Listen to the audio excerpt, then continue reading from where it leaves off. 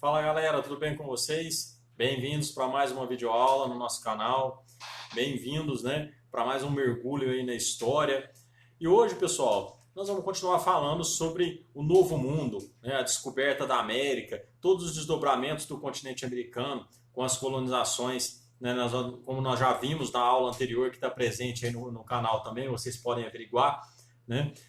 Falando a respeito da colonização espanhola, da colonização portuguesa, da colonização inglesa, inclusive dos franceses que chegaram também, colonizaram ali parte do Canadá. E hoje nós vamos falar um pouco de como essas colônias americanas aqui elas vão entrar num processo de independência. Num primeiro momento nós vamos falar das 13 colônias inglesas, que vai dar origem aos Estados Unidos da América e que vão acabar entrando numa guerra de independência aí contra a sua metrópole, e por consequência disso, nós vamos ver que esse movimento justamente dos Estados Unidos, buscando a sua emancipação política em 1776, vai favorecer um cenário bem propício para que as colônias espanholas, também aqui da América do Sul, buscassem a sua autonomia e buscassem a sua emancipação diante aí da metrópole espanhola. Então bora lá, pessoal, videoaula de hoje, independência dos Estados Unidos, independência também das colônias espanholas na América do Sul, tá certo?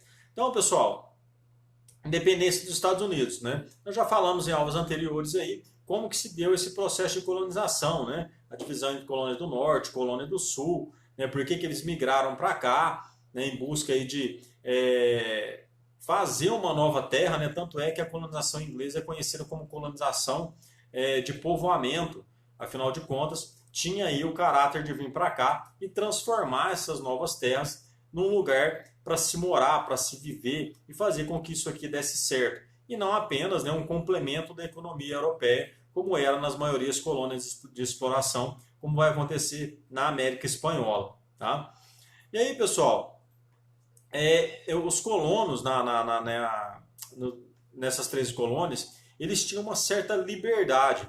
Não havia um monopólio rígido, o pacto colonial ou exclusivo comercial tão rígido como acontecia, por exemplo, na América Portuguesa. A América Portuguesa, que o Brasil só poderia comercializar, comprar ou vender qualquer tipo de mercadoria de Portugal. Tá? Esse comércio aqui das 13 colônias, ela envolvia um comércio trienal, porque não envolvia somente o comércio entre a região das 13 colônias e também a região da Inglaterra, mas passava também por outros lugares, por outras localidades, fazendo com que o comércio tivesse uma certa flexibilidade e os ingleses também não arrochassem assim tanto esse processo de troca comercial. Tá? Dentro desse contexto, pessoal, vai surgir a Guerra dos Sete Anos, de 1756 a 1763, onde França e Inglaterra vão disputar uma série de coisas. Já são inimigas aí há um bom tempo. E essa vitória inglesa vai causar um endividamento muito grande devido à guerra. E é justamente nesse período que vai intensificar a exploração e principalmente aí o aumento dos impostos sobre as 13 colônias. E é justamente esse arroxo fiscal, esse aumento da tributação que vai findar, que vai minar a liberdade econômica e a política dos colonos, que até então tinham uma autonomia muito grande diante da Inglaterra. E quando se arrocha, quando se cobra, quando se limita, é aí que vai entrar o contexto que vai ser propício para o processo de independência dos Estados Unidos, a independência das 13 colônias. Partindo, pessoal, pela Lei do Açúcar de 1764, tá? Que vai restringir o comércio com as Antilhas e o aumento dos impostos, ou seja, os ingleses vão cada vez mais interferir aí na política econômica nas 13 colônias. Assim como a Lei do Selo também, de 1765, onde a obrigatoriedade de todos os documentos impressos carregassem aí o selo do governo britânico, demonstrando que as 13 colônias pertenciam à Inglaterra, uma forma de ratificar aí esse domínio inglês. Assim como as tarifas Townshend de 1767, que vão aumentar impostos de vários produtos na colônia, aumentando aí o preço desses produtos na hora de comercializar diretamente. Tá?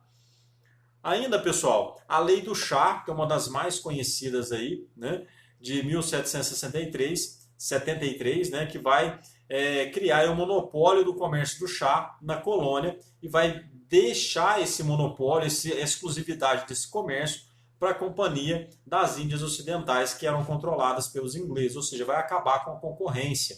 E aí, várias rebeliões coloniais vão surgir, protestos contra o aumento desses impostos aí, as leis intoleráveis, que eram leis que foram promulgadas justamente para promover a repressão e punir qualquer atividade rebelde dos colonos, né?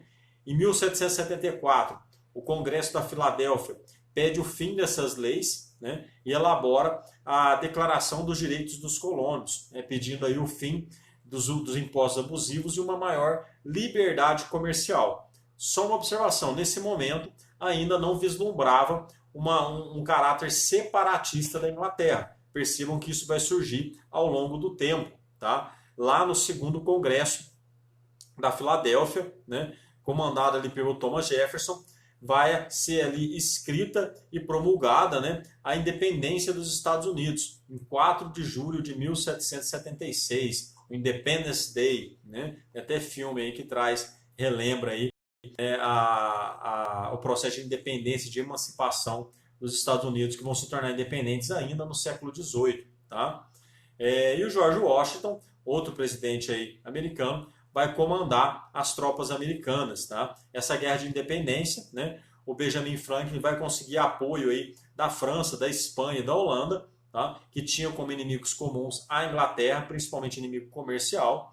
Em 1781, na Batalha de Yorktown, os ingleses vão acabar se rendendo. Em 1783, o Tratado de Paris e o reconhecimento da independência das 13 colônias, tá?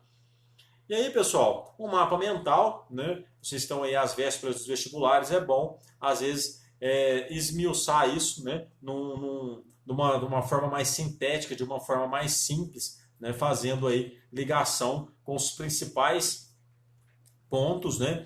Das 13 colônias. E aí vai desde as 13 colônias, divisão de norte e sul, né? Passando ali justamente pela Guerra dos 7 Anos, pela Revolução Industrial Inglesa, né? E aí passando por todas essas características aí das leis e dos impostos que foram cobrados, né? Chegando ali na Constituição dos Estados Unidos de 1776, né? Os congressos da Filadélfia que aconteceram.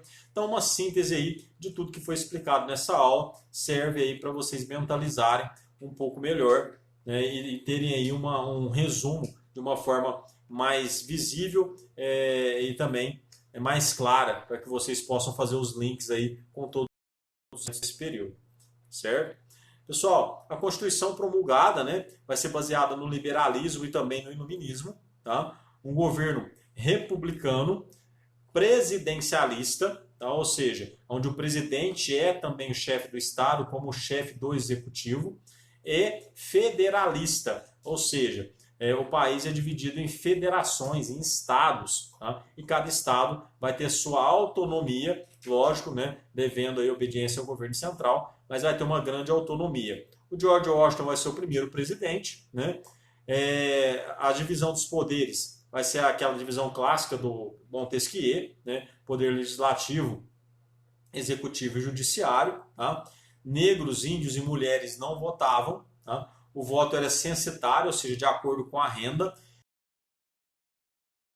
Ou seja, ou você tinha que ter capital, você tinha que ter dinheiro, ou você tinha que ter uma grande propriedade de terra, tá?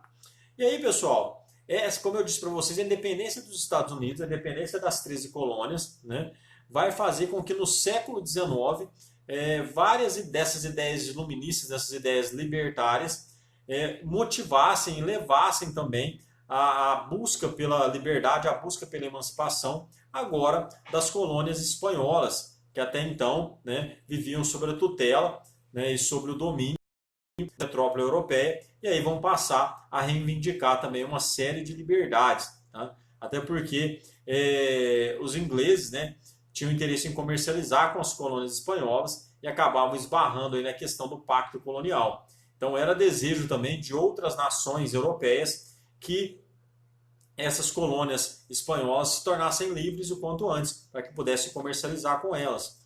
E aí elas vão reivindicar e vão lutar por uma série de direitos, né? Como, por exemplo, contra a cobrança exagerada dos impostos, né? E as brechas que vão surgir, né? É aquele velho ditado, o cavalo, né, não passa na porta duas vezes. Então não vão aproveitar as oportunidades e não vão deixar ela passar. Por exemplo, no processo em que a Espanha vai acabar sendo dominada, né, no século, né, período em que a grande ascensão e o arrumando também a Espanha durante um período. É justamente essa brecha que várias nações aí, que vários países vão acabar buscando a sua emancipação. E sem contar, pessoal, que muitas vezes essa emancipação ela vai partir, esse processo de desejo de independência vai partir das elites locais, tá? Então, enquanto a colonização espanhola ela favorecia os chapetones, né, ou seja, os espanhóis nascidos, né, realmente na Espanha, que tinham a questão do nascimento e tinha aqui também a questão da pureza de sangue, e que aqui na América desempenhava o papel dos vice-reis, vice-reinados e ocupava, né, os altos cargos. Em contrapartida, né, os filhos espanhóis, aqueles nascidos, aqueles europeus, né, na verdade, aqueles brancos nascidos na América, eram chamados numa condição um pouco subalterna. Vão ser homens ricos de posse, mas não vão ter o mesmo prestígio dos chapetones, né? Então, dessa forma, essa elite local é que vai buscar essa emancipação justamente para ter uma maior autonomia diante da metrópole. E aí, pessoal, vão ter duas fases desse processo de independência. A primeira fase vai de 1810 a 1816, né, onde boa parte desses movimentos vão ser derrotados, até pela experiência e pela falta de apoio das colônias, né? E uma segunda fase, de 1817 a 1824, aonde esses revolucionários, onde esses revoltosos já vão ter apoio externo, né, principalmente dos ingleses aí, para se verem livres dessas colônias, dessa metrópole espanhola, né? No caso do México, em 1810 vai lutar contra o domínio espanhol, né? Assim como o Iturbe vai expulsar os espanhóis definitivamente do México, né? No Peru, nós temos o Tupac Amaru, né, que vai desafiar a coroa espanhola, né, com um saldo de mais ou menos 80 mil indígenas mortos, né, não menos do que os que já haviam sido dizimados em todo o processo de conquista, né. O Francisco Miranda, em 1812, né, vai na Venezuela, com a ajuda dos ingleses e americanos, né, embora não vai alcançar sucesso. O San Martín, em 1810, na Argentina, né, ajudou aí a emancipar o Chile também, com o Bernardo O'Higgins, né? O Haiti, a ilha de São Domingos, parte oeste ocidental francesa e parte oeste oriental espanhola, né? A parte ocidental, o Haiti, e a parte oriental, a República Dominicana, tá? E aí vem a figura, né, como o grande expoente, o grande libertador, que vai inspirar aí vários líderes populistas, né, que vão tentar levar à frente essa ideia emancipacionista de toda a América, que vai ser levantada pelo Simão Bolívar. Tá? Então, qual que é o contexto, né? A independência vai resultar numa grande fragmentação e formação de diversos países. Tá? O Bolívar ele sonhava com uma unidade dessa América Latina para que ela pudesse se fechar entre esses países recém-libertos, para que pudessem não estarem subjugados, dominados por grandes potências, lutar contra esse domínio europeu. Tá? Mas aí ele vai lutar contra também as próprias elites locais, que vão ver os seus interesses muitas vezes colocados em xeque.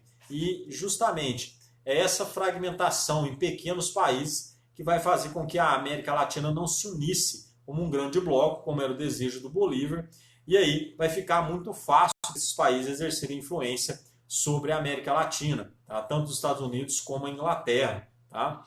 Então, os países frágeis economicamente, né, e vão acabar rapidamente sendo dominados aí, ou por ingleses ou por norte-americanos. A formação aí de governos autoritários, né, concentração de renda e terras, aumento da desigualdade social, vai ser uma característica comum da formação desses recém-países aí libertos durante esse processo. Tá? Então, pessoal, nós vimos de uma forma bem sucinta o processo de independência dos Estados Unidos e passamos, né, de uma forma bem dinâmica também, pelo processo de emancipação das principais colônias espanholas, né, que aproveitaram as várias oportunidades que a vida, que a história lhe concedeu e acabaram aí conseguindo se emancipar também da Espanha. Certo, pessoas? Encontro vocês no fórum, deixe suas dúvidas, questões, sugestões também aí nos comentários. Um abraço e até a próxima.